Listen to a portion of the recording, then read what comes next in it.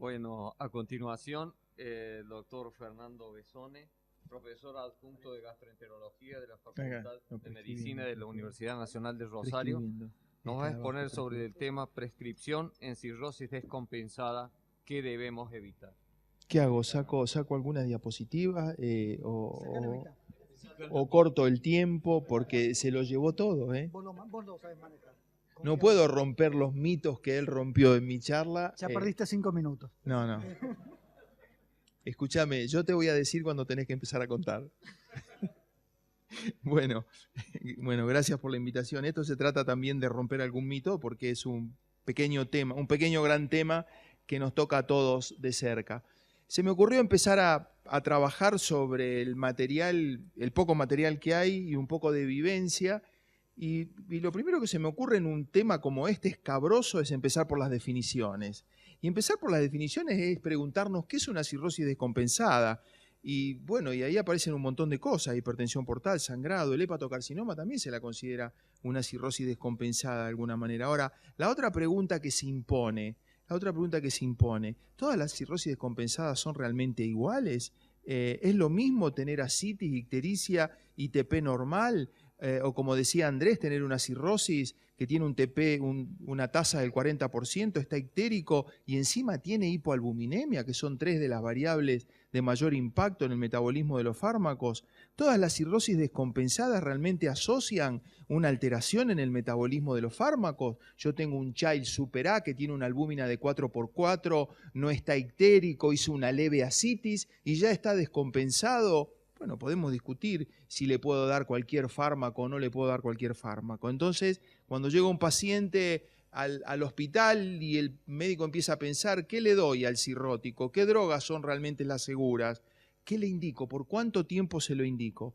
El médico muchas veces está muy preocupado por no ir en contra de lo que está leyendo en el prospecto y de lo que se encargó simplemente de decir el fabricante en el prospecto. Ahora, realmente, ¿el prospecto se ajusta siempre a la realidad? En la República Argentina, sobre todo.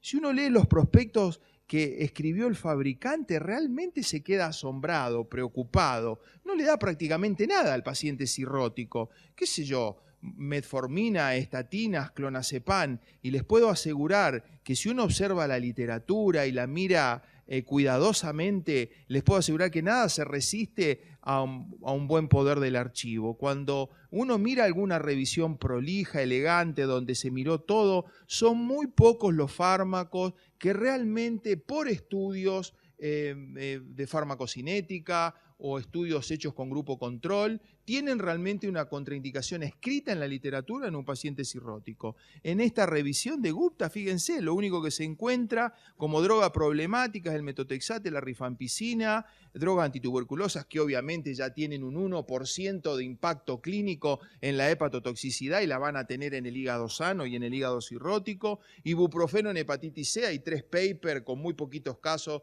No se puede realmente afirmar que el ibuprofeno sea más hepatotóxico en la hepatitis C. Y las famosas estatinas que dieron tantas vueltas con impacto alto de hepatotoxicidad, tampoco les aviso que en el cirrótico hacen absolutamente nada y hay estudios ya 2 muy serios de Charazani hechos en este tópico que no demostraron que en pacientes con hepatopatías previas las estatinas sean más hepatotóxicas. Ahora, ¿qué dice un prospecto en la Argentina cuando uno mira el riesgo del paciente cirrótico? Nada, no dice absolutamente nada. ¿Qué dice? Dice esto, ojo, insuficiencia hepática, no dar en pacientes que tienen disfunción hepática grave. Si quieren ir más profundo, miren, por ejemplo, una droga cualquiera tomada al azar, paciente con insuficiencia hepática, y después dice, la prudencia se impone.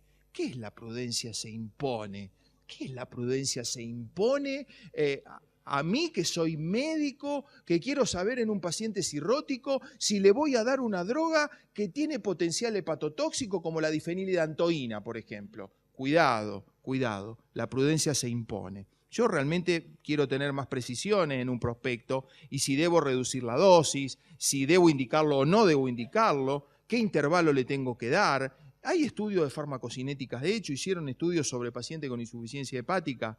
Ahora, ¿Qué debemos interpretar cuando dicen usar con cautela? Que también está dicho en un montón de protocolos. Demasiadas preguntas, realmente muy pocas respuestas. Entonces, vamos un poco a la parte fisiológica de todo este tema. ¿Cuáles son realmente las causas que empeoran el metabolismo hepático en el cirrótico? Y eso sí lo tienen que saber, porque no es lo mismo ese paciente cirrótico, super A de Child, con 4,4 de albúmina, que hizo una leve ascitis, a un paciente que sale de una cirugía en un postoperatorio, que usó anestésicos y que está algo ictérico. La historia y el escenario son completamente distintos para favorecer la toxicidad por fármacos. O sea que no cabe ninguna duda que si el paciente es Child C y está colateralizado y tiene una falla hepatocirculatoria de magnitud y tiene un metabolismo alterado, y ni que hablar si tiene una insuficiencia renal, que encima se agrega ese componente o está haciendo otras drogas que interfieran con la droga que yo le voy a dar.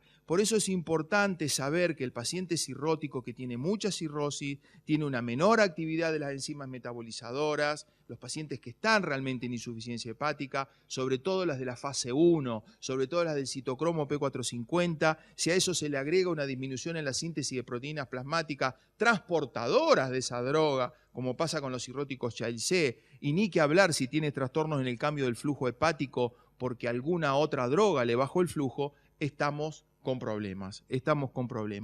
Entonces debemos conocer algunas variables fisiológicas para manejar estos pacientes. ¿Qué severidad tiene la enfermedad hepática? ¿Cómo es la respuesta farmacocinética? ¿Cómo es la respuesta farmacodinámica? ¿Y qué drogas son realmente potencialmente tóxicas? Ahora, todo muy lindo, términos fisiológicos muy agradables. Cuando uno va a la literatura a buscar sobre algún medicamento puntual, acá en nuestro país no encontramos absolutamente nada. Entonces, la severidad de la insuficiencia hepática es muy importante, porque hepatitis agudas virales, hepatitis isquémicas transitorias, hepatitis alcohólicas que no son graves, muchas veces no tienen demasiados problemas.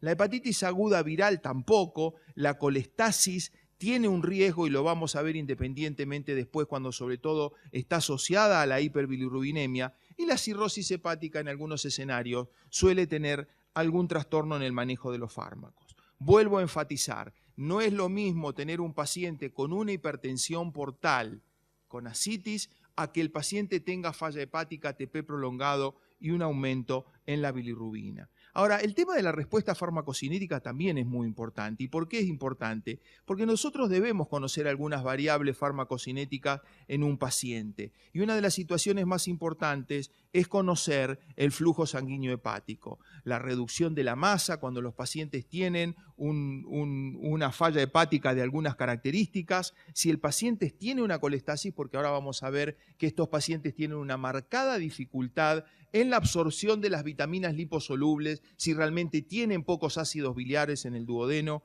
y ni que hablar si hay hipoalbuminemia y cambió la unión a proteínas plasmáticas. Cuando está reducido el flujo hepático. Y debemos saber de que a pesar de que el hígado tiene una doble circulación, hay un predominio venoso, hay un 75% que se drena por la vena porta y un 25% de la arteria hepática. Por eso es muy importante, y una de las teorías que ahora vamos a ver, dice que si hay mucha colateralización y hay trastornos hipoxémicos, la arteria hepática no nutre bien el hígado y eso impacta directamente en la metabolización de fase 1. Muchos anestésicos, acuérdense que el alotano que se usaba históricamente bajaba muchísimo el flujo hepático, por eso esos pacientes en los postoperatorios tenían mucho más chance de hacer lo que se conocía como una entidad nosológica, que era la ictericia posoperatoria, que fue descrita inicialmente hace mucho tiempo en pacientes con cirugía cardiológica que salían con un flujo hepático, a lo cual se sumaban determinados medicamentos que aumentaban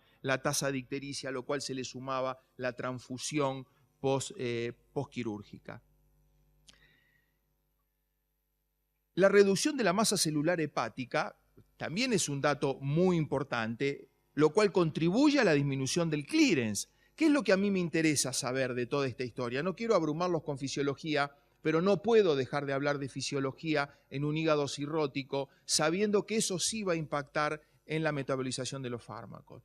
Hay drogas que tienen un primer paso hepático y toda la extracción de la droga del hígado se hace en el primer paso hepático. Hay drogas que se metabolizan todas en la fase 1. en el citocromo P450, prácticamente no se metaboliza por glucoronización en la fase 2. Y eso lo tenemos que conocer de cada una de las drogas. Acuérdense lo que pasa con Telaprevir, lo que pasa con un montón de drogas que se metabolizan por el citocromo A4 y que aumentan a 75 veces en el post-trasplante con el tacrolimus. Pasa con un montón de situaciones. Y esto los trial lo han demostrado perfectamente bien.